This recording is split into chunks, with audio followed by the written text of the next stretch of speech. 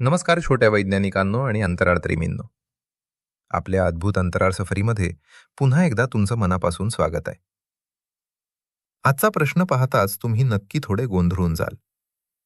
या चित्रात तुम्हाला असं काय दिसतंय जे जणू प्रसिद्ध पिलर्स ऑफ क्रिएशनला धिळायला येत आहे?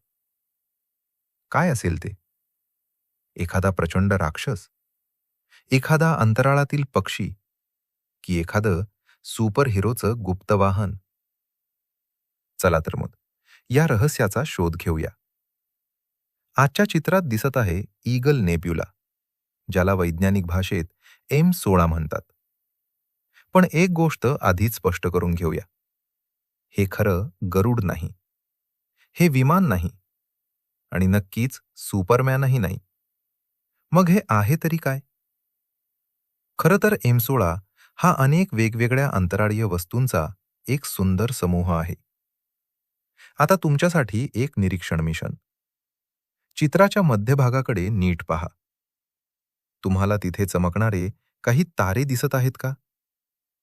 जर दिसत असतील तर अभिनंदन.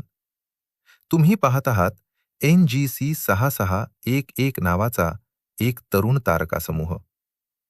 हे तारे अजूनही विश्वाच्या भाषेत लहान मानले जातात. आणि हेच तारे ईगल नेब्युलाच्या पंखाखालून डोकावत असल्यासारखे दिसतात. हे तरुण तारे फक्त चमकत नाहीत, ते त्यांच्या आसपासच्या वायूंवर मोठा परिणामही करतात. हे तारे प्रचंड प्रमाणात अल्ट्राव्हायोलेट प्रकाश उत्सर्जित करतात. हा प्रकाश आसपासच्या वायूंना ऊर्जा देतो. मग हे वायू चमकू लागतात आणि तयार होते एक सुंदर उत्सर्जन नेब्युला. यालाच IC 4703 म्हणतात. म्हणजे आजच्या चित्रातील सुंदर चमक प्रत्यक्षात ताऱ्यांनी उजळवलेली आहे. आता येतो या चित्राचा सर्वात प्रसिद्ध भाग, पिलर्स ऑफ क्रिएशन. तुमच्यापैकी अनेकांनी कदाचित याचे फोटो आधी पाहिले असतील. हे दिसतात जणू अंतराळातील प्रचंड मनोरे. पण ते दगडाचे नाहीत, ते बनलेले आहेत थंड वायू आणि धुळीपासून. आणि इथे जन्म घेतात नवीन तारे. म्हणूनच त्यांना पिलर्स ऑफ क्रिएशन म्हणजेच निर्मितीचे स्तंभ असं म्हणतात. आता पुन्हा एक निरीक्षण चाचणी. चित्राच्या डाव्या बाजूला तुम्हाला एक उंच रचना दिसते का? जर दिसली असेल तर खूप छान. तिला स्टेलर स्पायर म्हणतात. ती जणू पिलर्स ऑफ क्रिएशनच्या दिशेने हात पुढे करत असल्यासारखी दिसते. स्टेलर स्पायर आणि पिलर्स दोन्हीही थंड वायू आणि धुळीचे बनलेले आहेत. आणि दोन्ही ठिकाणी नवीन तारे तयार होण्यासाठी अगदी योग्य वातावरण आहे. आता येतो एक खूप मोठा अंतराळीय प्रश्न. काही वर्षांपूर्वी काही वैज्ञानिकांना वाटत होतं की कदाचित एखाद्या सुपरनोव्हा स्फोटामुळे पिलर्स ऑफ क्रिएशन नष्ट झाले असतील. कल्पना करा, लाखो वर्षांपासून उभे असलेले हे भव्य स्तंभ एका प्रचंड स्फोटात गायब झाले असतील. पण थोडं थांबा, ही गोष्ट इतकी सोपी नाही. ईगल नेब्युला पृथ्वीपासून सुमारे 6000 प्रकाश वर्ष दूर आहे.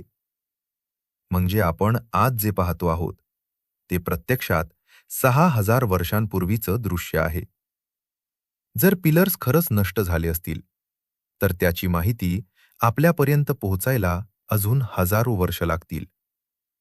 म्हणजे आपण जणू अंतराळाचा जुना फोटो पाहत आहोत. सध्या वैज्ञानिकांकडे अशा सुपरनोव्हाचा ठोस पुरावा नाही. म्हणून बहुतेक खगोलशास्त्रज्ञ असं मानतात की पिलर्स ऑफ क्रिएशन अजूनही तारे निर्माण करत आहेत आणि ते पुढील लाखो वर्ष नवीन ताऱ्यांचा जन्म घडवत राहू शकतात.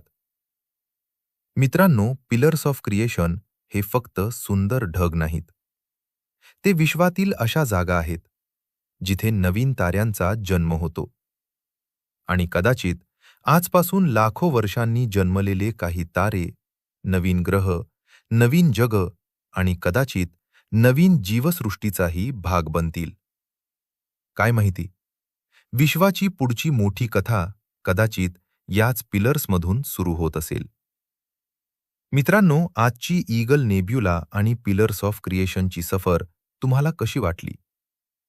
जर तुम्ही आज काही नवीन शिकलात, तर व्हिडिओला लाईक करा आणि अशाच मजेदार, ज्ञानवर्धक आणि रोमांचक अंतराळ सफरींसाठी आपल्या चॅनलला सबस्क्राईब करायला विसरू नका. पुन्हा भेटूया एका नव्या अंतराळ रहस्यासोबत. तोपर्यंत निरीक्षण करत रहा, प्रश्न विचारत रहा आणि विश्वाची रहस्य शोधत रहा. धन्यवाद मित्रांनो.